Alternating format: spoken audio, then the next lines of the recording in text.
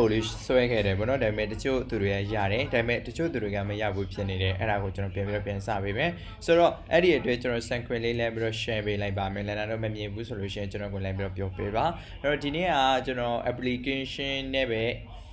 ဆွဲပါမယ်အရင်နေ့တော့ကဆိုလို့ရှိရင်ကျွန်တော်တို့ browser လေးနဲ့ပဲရေးဆွဲလိုက်ပါတယ်ပေါ့နော်ဒီနေ့ application နဲ့ရေးဆွဲပါမယ် application နဲ့ရေးဆွဲပြီဆိုလို့ရှိရင်တော့ကျွန်တော်တို့ extra နဲ့အနေနဲ့ကျွန်တော်တို့ဒီကျွန်တော် font အတွက်ပေါ့နော်တခြားကျွန်တော် software တွေတွင်းနေကြမလို့တော့ဘူးအဆင်ပြေတယ် okay ဟုတ်ပြီမနေ့တော့ကဆွဲလိုက်တာကဒါလေးဆွဲခန့်လိုက်တယ်ပေါ့နော်ဒါလေးကိုကျွန်တော်ပြန်ဆွဲပြပေးပါမယ် okay so ဆိုတော့ကခုနပုံလေးကိုကျွန်တော်ဒီ banner ကနေပြီး reference ယူလိုက်တာလဲဆိုလို့ရှိရင်တော့ Binance ကနေပြီး reference ယူလိုက်ချက်ပေးပါတယ် BRN Binance stock ကိုတဲ့ကိုဒီချက်လောက်လမ်းပြီးတော့ဝင်သွားပါမယ်ပေါ့နော်ဆိုတော့ဒီတန်းကိုရောက်လာတဲ့အခါမှာဆိုလို့ရှိရင်เนาะဒီမှာဒါလေးရှိပါတယ်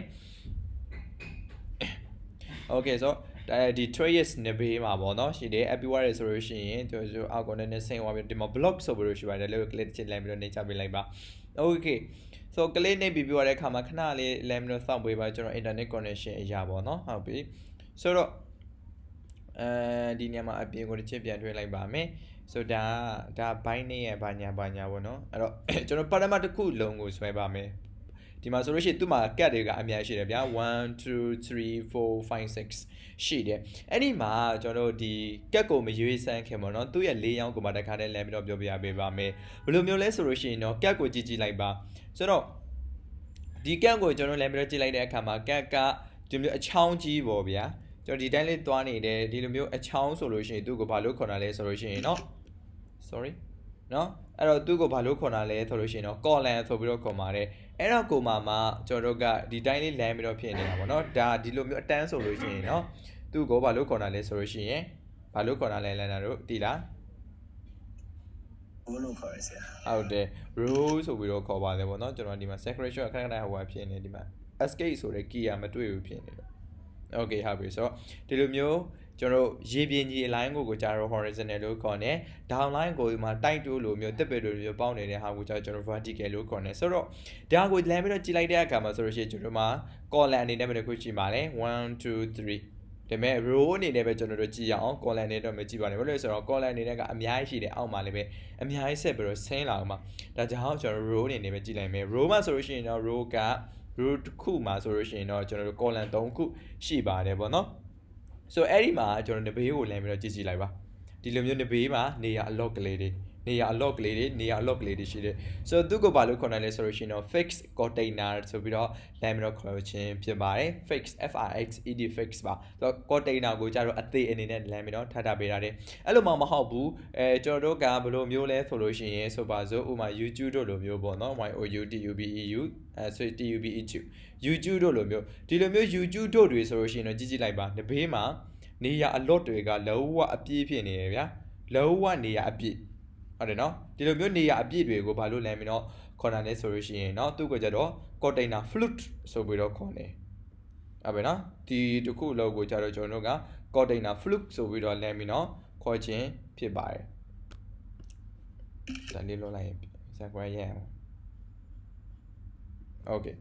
ဟုတ်ပြီနော်ဆိုတော့ကျွန်တော်ဒီဖက်က Binance ကလေးကိုလိုက်ပြီးကြည့်လိုက်မယ် Binance ကျွန်တော်တို့ရဲ့ blog ကိုဆွဲတဲ့အခါမှာဆိုလို့ရှိရင်ဘယ်လိုမျိုးဆွဲရမလဲဆိုတော့အဲ့တို့ကြည့်ပါဘယ်လိုမျိုးဆွဲရမလဲကျွန်တော် container fix ကိုအချိန်ခံပြီးတော့ဆွဲပေးရမှာဖြစ်ပါတယ် okay so ဒီလိုမျိုးရေးဆွဲဖို့အတွက်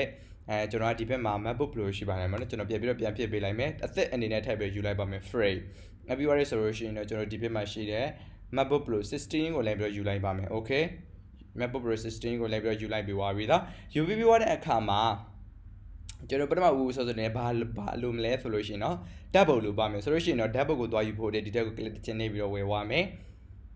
okay double ကဒီမှာရရှိနေပါပြီပေါ့เนาะအဲ့ဒီ double ကိုကျွန်တော်အလွယ်ဆုံးနည်းနဲ့ကျွန်တော်တို့ရဲ့ local တဲ့ကိုလမ်းပြီးတော့ save လိုက်ပါမယ် double လေးကိုဒီလိုဖိပြီးတော့ desktop ဘုတ်ကိုဒီတိုင်းလေးပဲလမ်းပြီးတော့ swipe တင်လိုက်ပါဒါဆိုလို့ရှိရင်ရပါပြီအဲ့ဒီ double ကိုကျွန်တော် Figma တဲ့ကိုဘယ်လိုမျိုးထည့်မလို့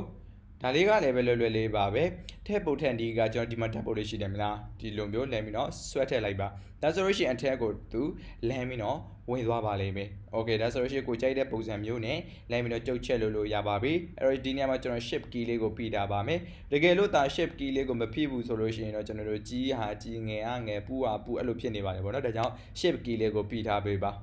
โอเค shift key လေးကိုဖိထားပြီးသွားပြီဆိုလို့ရှိရင်ကျွန်တော်ဒီတိုင်းလေးလမ်းပြီးတော့ရေးဆွဲလိုက်တယ်ဆိုလို့ရှိရင်ရပါပြီโอเคနောက်တစ်ခုအနေနဲ့ပါလာမလဲအဲ့ဒီ gap ကိုလမ်းပြီးတော့ show လိုက်တဲ့အခါမှာဆိုလို့ရှိရင် gap မှာက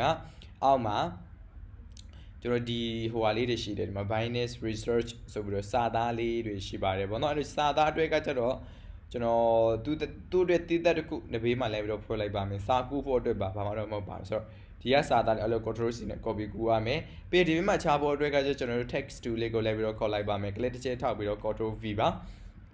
okay so original ကြီးလိုက်မယ်အဲ့တော့ဒါလေးကအရန်ငယ်တာဖြစ်တဲ့အတွက်ကြောင့်မလို့ကျွန်တော်စာလုံး font size ကို7နှစ်အစားပေါ့နော်ကျွန်တော်20လောက်လဲပြီးတော့ပေးပေးလိုက်ပါမယ်စာလုံးအမှန်တကယ်ဆိုလို့ရှိရင်တော့ဘိုးဖြစ်သေးတာပေါ့နော်ဒါကြောင့်မလို့ control B ဆိုပြီးတော့ပေးဖို့လိုက်ပါတယ် okay so နောက်တစ်ချက်အနေနဲ့ကဒီအောက်မှာရှင်းတဲ့ thanks ပါညာပေါ့ဗျာเนาะဒါလေးရှိတယ်အဲ့တော့ဒါလေးကို control C နဲ့ copy ကူရလိုက်မယ်အပြည့်ဒီအောက်မှာကျွန်တော်လဲပြီးတော့ထားမယ်လွယ်လွယ်လေးပါပဲ control V okay စာလုံးအရန်ကြီးနေတာဖြစ်တဲ့အတွက်ကျွန်တော်အရင်နည်းနည်းငယ်ပါမယ်73လောက်ဆိုလို့ရှိရင်တော့မဆိုဘူးအဲ့တော့ဘိုးပြင်းနေပြည့်တဲ့အတွက် control B ထည့်ပြီးတော့နေလိုက်ပါမယ်အဲ့တော့စာသားလေးတွေကိုနည်းနည်းလေးသေးပါမယ်နော်စာသားလေးတွေကိုကျွန်တော်တစ်ချမ်းနဲ့အဲ့လိုသေးလိုက်တယ်အဲ့လိုမဟုတ်ဘူးဘယ်ရောညာရောကိုအညီအနေနဲ့လုပ်ချင်တယ်ဆိုလို့ရှိရင်ကျွန်တော်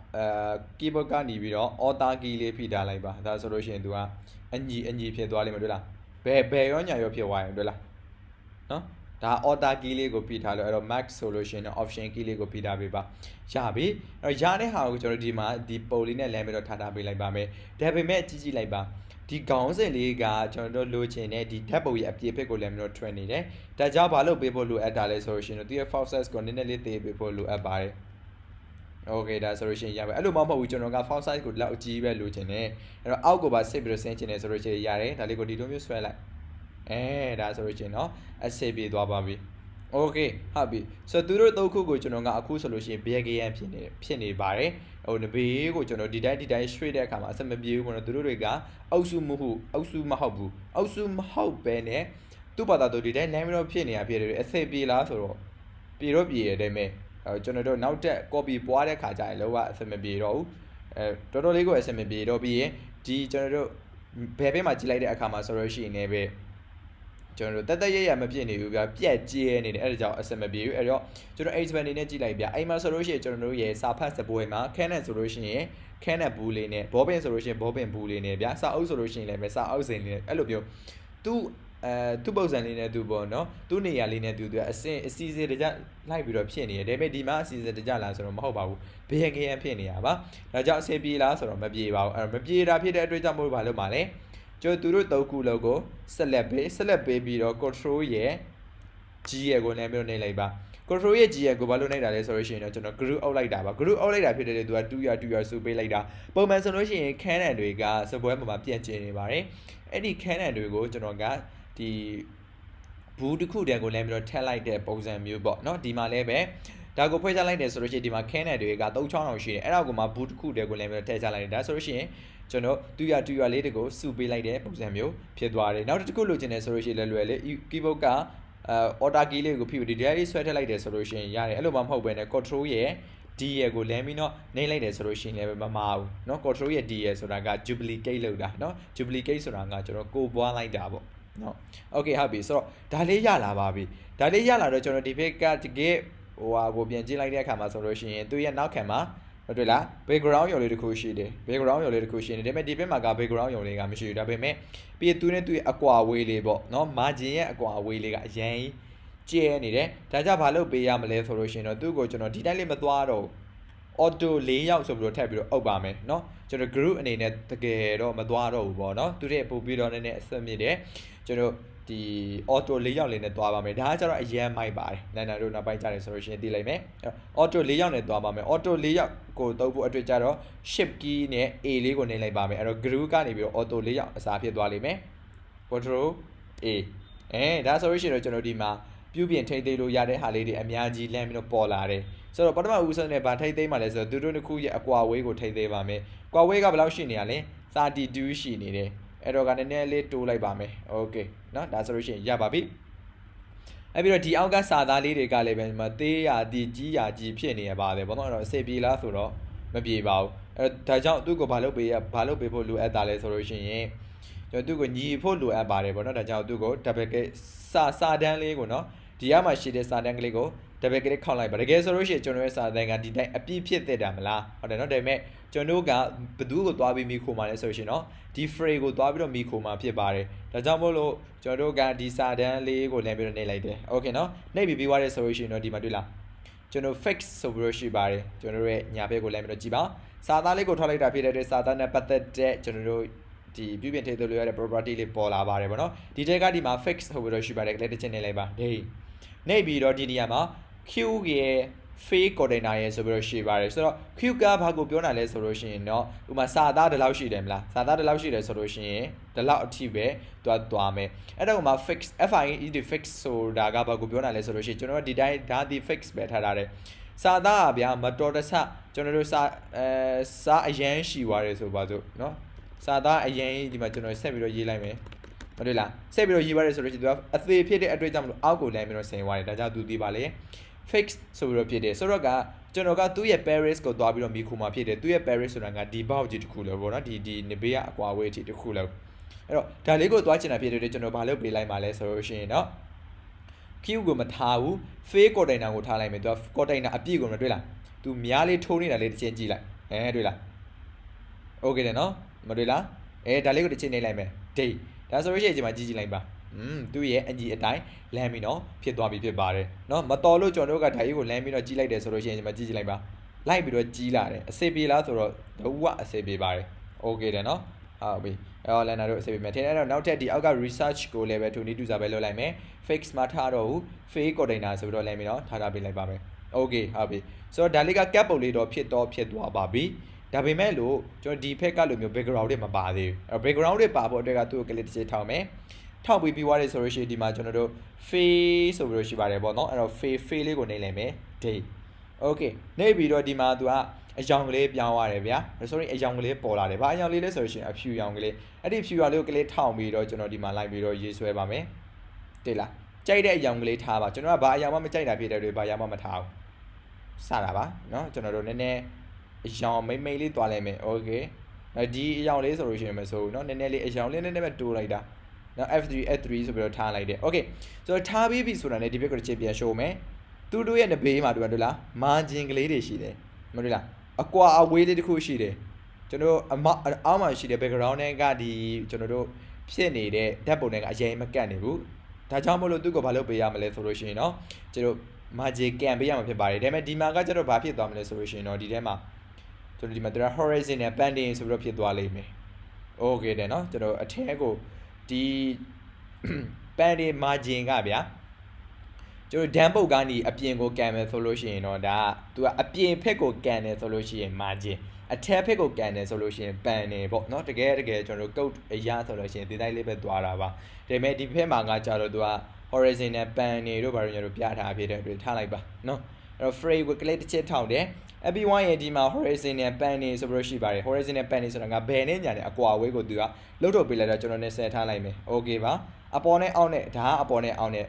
နဲ့ကိုကြာကျွန်တော် vertical လို့ခေါ်ပါတယ်20လောက်ပဲထားလိုက်မယ်ဒီမှာရှိနေတာကကြတော့ကျွန်တော်တို့ဒီမှာအခုမြင်နေရတဲ့ဒီစာတွေရဲ့အကွာအဝေးလေးဒီတစ်ခုရဲ့3ခုရဲ့ကွာအဝေးလေးဖြစ်တယ်မရုပ်ဘူးဆိုလို့ရှိရင်40လောက်ထားကြည့်လိုက်အကြီးဖြစ်သွားလိမ့်မယ် okay နဲ့เนาะကျွန်တော်က15လောက်ပဲလိုက်ပြီးတော့ထားပေးလိုက်ပါမယ် right ဟုတ်ပြီဆိုတော့ကသူတို့တွေကိုကြည့်လိုက်ဒီဘက်ကိုပြန်ကြည့်လိုက်သူတို့ရဲ့ border ဘာဖြစ်နေရလဲဝါဝိုင်ကလေးဖြစ်နေတယ်ဒီဘက်မှာဝါဝိုင်လေးမဖြစ်ဘူးအဲ့တော့မကြိုက်ဘူးပြေပါမယ်အဲ့တော့ frame ကိုအရင်ပြေပါမယ်ဘယ်လောက်ထားလိုက်မလဲဆိုလို့ရှိရင်เนาะ30လောက်လိုက်ပြီးတော့ထားပေးလိုက်ပါမယ် okay เนาะ30လောက်လိုက်ပြီးတော့ထားပေးလိုက်တယ်အပြီးရတယ်ဆိုလို့ရှိရင်တော့ဒီ depth ပုံကိုပေါ့เนาะဒီကျွန်တော်တို့ရဲ့ depth ပုံလေးကိုလည်းဘယ်လောက်ထားလိုက်မလဲဆိုရင်အပြည့်ဖက်ကိုကျွန်တော်တို့30ထားလိုက်တယ်မလားအဲ့တော့ပြည့်ဖက်ကို30ထားလိုက်တယ်ဆိုလို့ရှိရင်သူ့ကိုလည်းပဲ30လို့ထားကြည့်လိုက်နော်ဘာဖြစ်သွားမလဲဆိုလို့ရှိရင်တော့အစင်တော့ပြေတယ်ဒါပေမဲ့အပြေဖက်ကိုလမ်းပြီးတော့ကြည့်လိုက်မယ်အပြေဖက်မှာကတအားကြီးမဝိုက်ဘူးဒါပေမဲ့ဒီဖက်မှာကအရင်ကြီးဝိုက်နေတယ်ဘာလို့လဲဆိုတော့အပြေဖက်ရဲ့ကျွန်တော်တို့ ကျွန်တော်အပြေဖိတ်ရဲ့ background ဒီမှာကကျွန်တော် background ပေးထားမယ်လေဟုတ်တယ်မလားအပြေဖိတ်ရဲ့ weight ကကြတော့အရန်ကြီးတယ်ဒါပေမဲ့အထဲဖိတ်က weight ကကြတော့အရန်သေးတယ်ဒါဆိုလို့ရှိရင်သူတို့ကျွန်တော်ကဟိုခြေရမတူဘဲတဲ့ခြေရ line 9တလို့ဖြစ်နေတယ်ဒါကြောင့်မတွေ့လားအပြေကခြေရအကြီးကြီးအထက်ကခြေရသေးသေးလေးဒါပေမဲ့အထက်ကခြေရသေးသေးလေးကအပြေကခြေရအကြီးအတိုင်းလိုက်ပြီးတော့ line 9နေတာဖြစ်တဲ့အတွင်းကြီးရရှူရတာတိတ်ပြီးတော့အဆင်မပြေပါဘူးဒါကြောင့်ဘာလို့ပေးလိုက်မှလဲဆိုလို့ရှိရင်เนาะတက်ဘော်ကိုတစ်ချက်ပြန်ထောက်တယ်အပေါ်မှာ30ထားလိုက်တယ်မလားဒါဆိုလို့ရှိရင်တော့25လောက်ပဲထားပေးလိုက်ပါဒါဆိုလို့ရှိရင်ကြီးကောင်းတဲ့အနေထားပမာဏတစ်ခုထိဖြစ်သွားပါလိမ့်မယ်သဘောပေါက်မလားโอเคတယ်เนาะဆိုတော့ဒါလေးကကျွန်တော်တို့ cat နဲ့ပတ်သက်ပြီးတော့ရေးဆွဲလိုက်တာလေးပါโอเคဆိုတော့နန္ဒတို့ဒါလေးစမ်းကြည့်ကြည့်ပါ